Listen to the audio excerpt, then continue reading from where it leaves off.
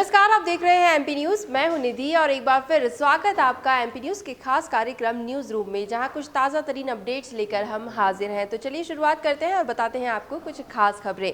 प्रधानमंत्री नरेंद्र मोदी ने मध्य प्रदेश के शहरी पथ विक्रेताओं से यानी स्ट्रीट वेंडर से वर्चुअल कॉन्फ्रेंसिंग के जरिए संवाद किया और साथ ही साथ उनसे पीएम स्वनिधि योजना से मिले ऋण के बारे में, लोन के बारे में जानकारी भी ली। पीएम ने ये भी जाना कि इस योजना से किस तरह स्ट्रीट वेंडर्स को फायदा मिल रहा है, किस तरह से वे इस लोन का लाभ उठा रहे हैं। प्रधानमंत्री मोदी ने कहा कि हमारे देश में गरीबों की बातें तो बहुत हुई, लेकिन गरीबों के लिए जितना काम पिछले 6 सालों में हुआ है उतना पहले कभी नहीं हुआ है।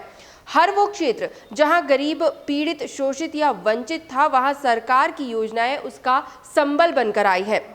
रेहड़ी पटरी वाले साथ ही डिजिटल दुकानदारी में भी पीछे ना रहें, सरकार इसके लिए भी प्रयासरत है। योजना का मकसद है कि लोग नई शुरुआत कर सके और इसके लिए उन्हें आसानी से पूंजी मिल सके।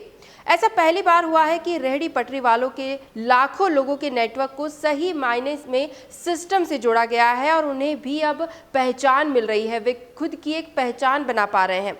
इसी के साथ प्रधानमंत्री मोदी ने आश्वासन दिया कि कोरोना के दौरान पहले दिन से सरकार और देश का यही प्रयास रहा है कि गरीबों की जितनी भी दिक्कतें हैं वे कम से कम हो सके और इसके लिए सरकार सक्रिय रूप से प्रयासरत भी है।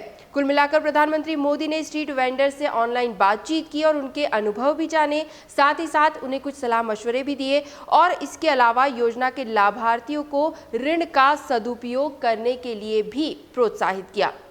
अगली अपडेट, उपचुनाव को लेकर जो राजनीतिक सरगर्मियां मध्य प्रदेश में चल रही है उनकी हम बात करने जा रहे हैं। तो जो राजनीतिक गर्माहट बनी हुई है वो कहीं ना कहीं अब राजनेताओं के बयानों में भी झलक रही है। पूर्व मंत्री जीतू पटवारी ने शिवराज सरकार पर निशाना साधा और कहा कि एक तरफ जहां प्रदेश की जनता को जो जनता है वो कोरोना महामारी से परेशान है, वहीं दूसरी तरफ शिवराज सरकार प्रदेशवासियों और गौ माता का निवाला छीनकर मंत्रियों का इनकम टैक्स भरने पर विचार कर रही है। प्रदेश की खराब आर्थिक स्थिति में इस तरह की योजना शर्मनाक है। मुख्यमंत्री शिवराज सिंह चौहान को शर्म आनी चाहिए। आप क्या थे और क्या हो गए? एक ऐसा आदमी जिसको मध्य प्रदेश की जनता ने संभावनाओं के साथ देखा था, वे ही अब सत्ता के नशे में इतना चूर हो गए कि सब कुछ भूल गए। ये पूरा बयान पूर्व मंत्री जीतू पटवारी की ओर से आया है। काफ़ी कड़े शब्दों का उन्होंने यहाँ पर इस्तेमाल किया है और शिवराज सरकार पर निशाना साधा है। लेकिन ऐसा कैसे हो सकता है कि बीजेपी इसका कोई जवाब ना दे? बीजेपी की तरफ से भी कई तरह के आरोप कांग्रेस पर लगाए जा रहे हैं, कई तरह के तंज कसे जा रहे हैं, उनके बारे में हम चर्चा करेंगे। अब बीजेपी के प्रदेश अध्यक्ष वीडी शर्मा ने अपने छतरपुर दौरे के दौरान ही एक बड़ा बयान दिया है। उन्होंने पूर्व सीएम कमलनाथ पर तंज कसते हुए कहा कि अब उनके पास कोई नेता ही नहीं बचा है। कमलनाथ ने 15 अगस्त को सीएम के रूप में झंडा फहराने की बात की थी, लेकिन उन्होंने अपने घर पर ही झंडा फहराया। कांग्रेस को आड़े हाथों लेते हुए प्रदेश अध्यक्ष ने कहा कि कांग्रेस में कोई बड़ा नेता है ही कहां। सालों बीत गए लेकिन कांग्रेस को राहुल गांधी और सोनिया गांधी के अलावा राष्ट्रीय अध्यक्ष बनाने के लिए कोई नेता ही नहीं मिल रहा। इसके अलावा उपचुनाव में जीत का दावा करते हुए शर्मा ने कहा कि बीजेपी सभी सीटें प्रचंड बहुमत के साथ जीतेगी। कांग्रेस के झूठ और छल को प्रदेश की जनता अब समझ चुकी है, इसलिए उपचुनाव में जीत भारतीय जनता पार्टी की सुनिश्चित हो चुकी है। तो आरोप प्रत्यारोप का दौर फिलहाल चल रहा है, लेकिन हम रुक करेंगे अन्य खबरों की तरफ। मध्य प्रदेश के बाढ़ प्रभावित किसानों को शिवराज सरकार द्वारा लाभ देने की योजना पर भी अब काम किया जा रहा है और मुख्यमंत्री ने इसके लिए ऐलान भी कर दिया है। एक आम सभा के दौरान मंगलवार को मुख्यमंत्री ने किसानों को लेकर बड़ा बयान दिया, बड़ा ऐलान किया, जिसमें कहा कि जिनकी फसल हाल ही में आई बाढ़ की वजह से खराब हुई है उन्हें लाभ देने के लिए जल्द से जल्द सर्वे का काम पूरा किया जा रहा है ताकि उन्हें मुआवजा भी पहुंचाया जा सके। इसके अलावा ट्वीट करते हुए मुख्यमंत्री ने लिखा कि किसानों को राहत राशि तो मिलेगी ही, साथ ही फसल बीमा योजना का लाभ भी मैं उन्हें दिलवा दूंगा। एक अन्य ट्वीट में सीएम ने लिखा है कि एक एक जगह नुकसान का सर्वे किया जा रहा है। मैं उन मुख्यमंत्रियों जैसा नहीं हूं जो खजाना खाली होने का रोना रोते रहते हैं।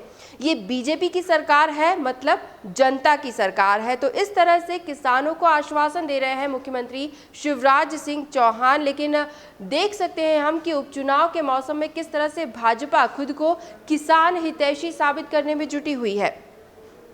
एक क्राइम अपडेट हम आपको दे दें। मध्य प्रदेश क्राइम ब्रांच ने एक बड़े पारदी चोर गिरोह का पर्दाफाश किया है। ये गिरोह भोपाल समेत कई जिलों में अब तक अपनी वारदातों को अंजाम दे चुके हैं। पिछले कई सालों से प्रदेश में ये गिरोह सक्रिय रूप से काम कर रहा है और चोरी की बड़ी बड़ी वारदातों को अंजाम दे चुका है। क्राइम ब्रांच ने पारदी गैंग के 5 सदस्यों को गिरफ्तार किया है और उनसे पूछताछ के बाद उस अपडेट के अनुसार 4 सुनारों को भी गिरफ्तार किया है। इनके पास से पुलिस को लगभग 7.5 लाख का सोना और लाखों का कैश भी बरामद हुआ है। बताया जा रहा है कि पारदी गैंग चोरी के जेवरात खपाने के लिए सुनारों का इस्तेमाल करते थे और पुलिस से मिली जानकारी के मुताबिक प्रदेश के कई जिलों में ये बड़ी बड़ी वारदातों को अंजाम दे चुके हैं। हालांकि पुलिस द्वारा कड़ी पूछताछ इन लोगों से की जा रही है और ये भी आशंका जताई है कि और भी कई बड़ी वारदातों के खुलासे भी यहाँ पर हो सकते हैं। अब बात करेंगे कोरोना संक्रमण को लेकर, जिसे लेकर हम कह सकते हैं कि मध्य प्रदेश के हालात बेहद ही खराब है और ये हम नहीं बल्कि कोरोना के जो आंकड़े सामने आ रहे हैं वो कह रहे हैं। मध्य प्रदेश में नए संक्रमित 1864 पाए गए हैं कल के दिन में, जिससे कुल संख्या पहुंच चुकी है 77,323 तक। 20 मरीजों की कल के दिन में मौत हुई है और कुल मौत का आंकड़ा 1609 तक जा पहुंचा है मध्य प्रदेश का। इसी के साथ 1600 मरीज कल के दिन में स्वस्थ भी हुए हैं मध्य प्रदेश में। इंदौर शहर की बात करें तो 287 नए प्रकरण, कुल 15,452 मरीज अब तक हो चुके हैं। 5 मरीजों की मौत हुई है और कुल 432 मौतें अब तक हो चुकी है इंदौर में। और इसके अलावा 220 मरीज स्वस्थ होकर डिस्चार्ज भी हुए हैं। राजधानी भोपाल में 242 नए संक्रमित पाए गए हैं। कुल 13,082 अब तक कोरोना पॉजिटिव हो चुके हैं भोपाल में। इसके अलावा अलग अलग जिलों की हम बात करें तो होशंगाबाद में 40 नए पॉजिटिव पाए गए, ग्वालियर में 210 नए, शिवपुरी 49, भिंड 12, दतिया 17 और मुरैना में भी 7 नए मरीजों में कोरोना की पुष्टि हुई है। और अंत में हम बात करेंगे मध्य प्रदेश के मौसम को लेकर। तो प्रदेश के मौसम में अब यही देखने में आ रहा है, तेज धूप, तेज गर्मी और उमस, इसने लोगों का हाल बेहाल कर रखा है। मानसून की विदाई का दिन जो है वो नज़दीक आता जा रहा है, लेकिन जाने से पहले एक बार फिर प्रदेश की जनता को बादलों का इंतजार है ताकि गर्मी से थोड़ी तो राहत मिले। तेज गर्मी के साथ ही प्रदेश के तापमान में भी काफ़ी बढ़ोतरी दर्ज की गई है। वैसे मौसम विभाग का कहना है कि 10 सितंबर को बंगाल की खाड़ी में कम दबाव का क्षेत्र बन सकता है, जिससे उम्मीद की जा रही है कि जाते जाते मानसून एक बार फिर प्रदेश पर मेहरबान होगा और प्रदेश को तरबतर कर देगा। लेकिन फिलहाल इसकी उम्मीद भी कम ही है, हल्की फुल्की बारिश ही देखने को मिलेगी। मौसम वैज्ञानिकों के अनुसार आगामी 24 घंटों में ग्वालियर चंबल संभाग में कुछ स्थानों पर बारिश जरूर हो सकती है। तो एमपी न्यूज़ के न्यूज़ रूम से फिलहाल यही अपडेट्स, लगातार और भी खबरें और भी जानकारियां हम आप तक जरूर पहुंचाते रहेंगे। बस आप बने रहिए हमारे साथ और देखते रहिए एमपी न्यूज़। एमपी की नब्ज, एमपी का हाल, मध्य प्रदेश की हर खबर एमपी न्यूज़ टीवी के साथ। लगातार खबरों के लिए सब्सक्राइब करें हमारा YouTube channel MP news TV. Latest updates के लिए बेल आइकन दबाना जरा भी न भूलें।